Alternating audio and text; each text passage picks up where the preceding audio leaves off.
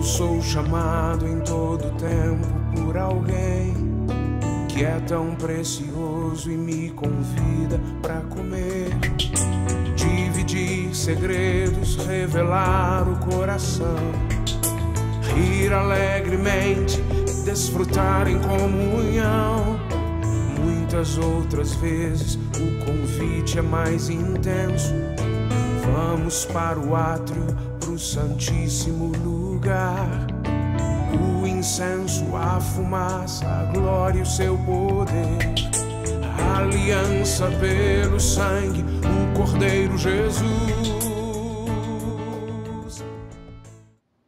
Nós já vimos isso desde o início. Dons não é uma capacidade pessoal, mas algo que Deus vai dando. Por isso, os tijolinhos dos dons estão sempre descendo do céu.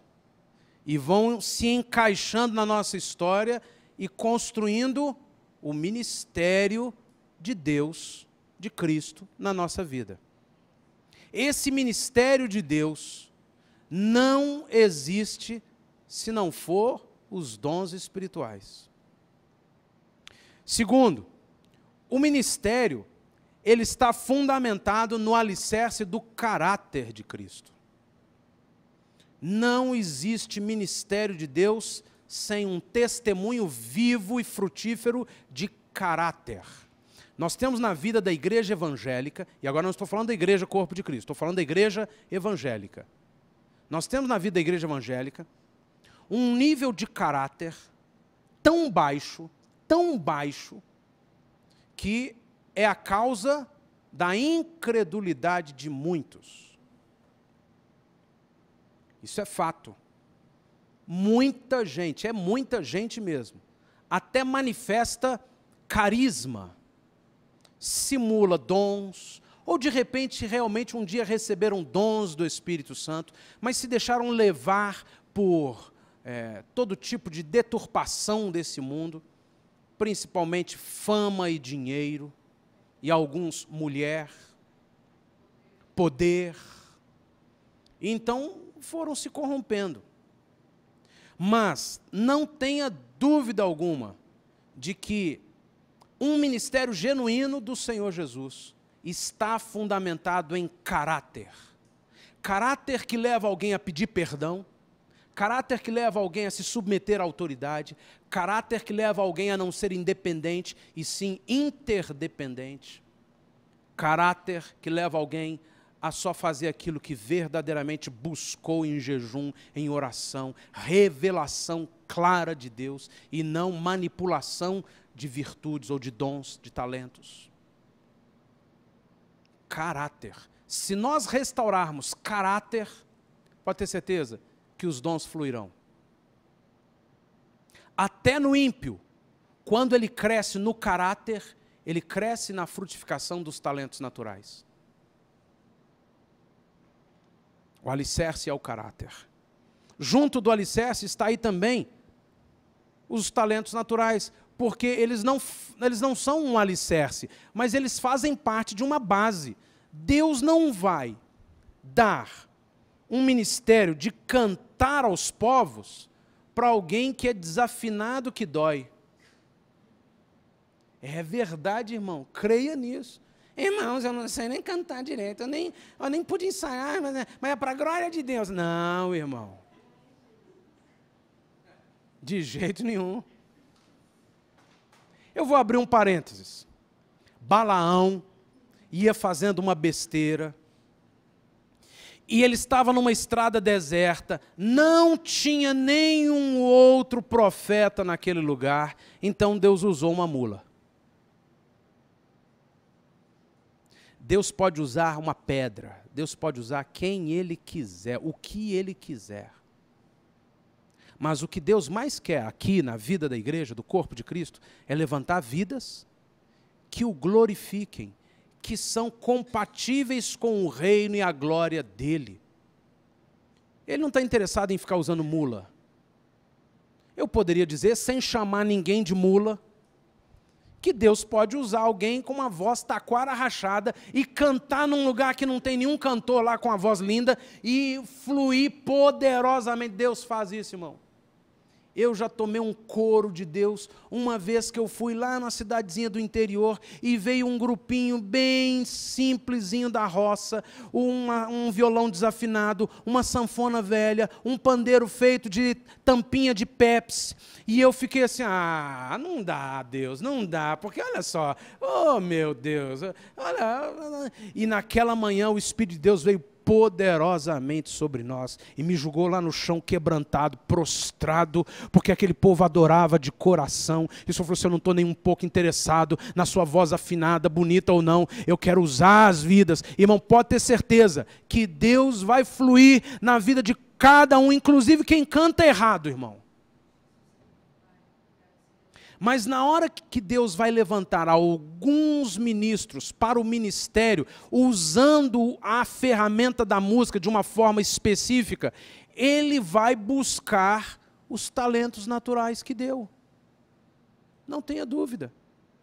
Não tenha dúvida que uma Ivete Sangalo, um desses cantores aí, tão perfeitos na voz, tão impressionantemente talentosos, Deus quer usar essas vidas para o reino, cantar louvores ao Senhor. Deus quer talentos, mas discípulos com coração ensinável, dispostos a cumprir o ministério, não dele, mas o ministério de Cristo, no corpo de Cristo, não no ministério particular, no corpo de Cristo.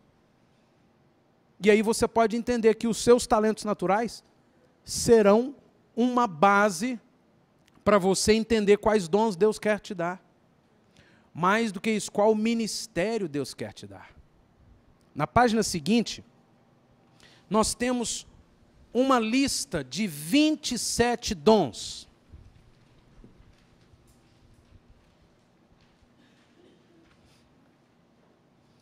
Profecia, serviço, ensino, exortação, contribuição, liderança, misericórdia, sabedoria, conhecimento, fé, cura, milagres, discernimento de espíritos, línguas, interpretação, apóstolo, socorro, administração, evangelista, pastor, celibato, pobreza voluntária, martírio, hospitalidade, missionário, intercessão, exorcismo ou libertação. Essa lista de 27 dons foi a maior lista que eu consegui estudar de irmãos que escrevem sobre esse assunto. Este irmão é o Peter Wagner. Ele enumera 27 dons mencionados na Bíblia. E como eu digo desde o início, Deus não tem só 9 dons do Espírito. Deus não tem só 27 dons espirituais. Como Deus é infinito, tudo dele é infinito. Deus vai descobrir e vai dar dons criativos, sobrenaturais a todos os seus filhos. Pessoas que têm dons específicos que raramente encontra alguém que tem. Puxa vida, que coisa linda, Deus. Mas nós vamos estudando de uma forma didática aqueles que temos nas mãos para construirmos alguma coisa. E essa lista de 27 dons foi dada por esse irmão Peter Wagner, e eles estão misturados. Por exemplo, dom de profecia. Nós já não vimos que todo discípulo de Jesus deve, pode e vai operar com o dom da palavra profética?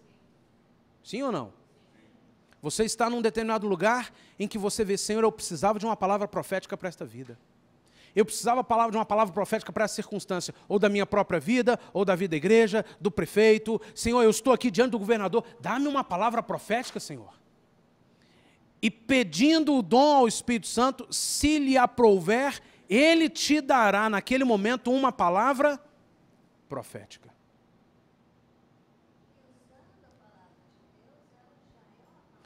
Isso, Lérida. Usar a palavra de Deus já é liberar uma palavra profética. Senhor prefeito, a palavra do Senhor diz, bem-aventurado o povo que teme ao Senhor, cujo Deus é o Senhor, será próspero. Então, que o Senhor faça desta cidade uma cidade que teme e honra a Deus. Oh, minha filha, muito obrigado. Você liberou uma palavra profética.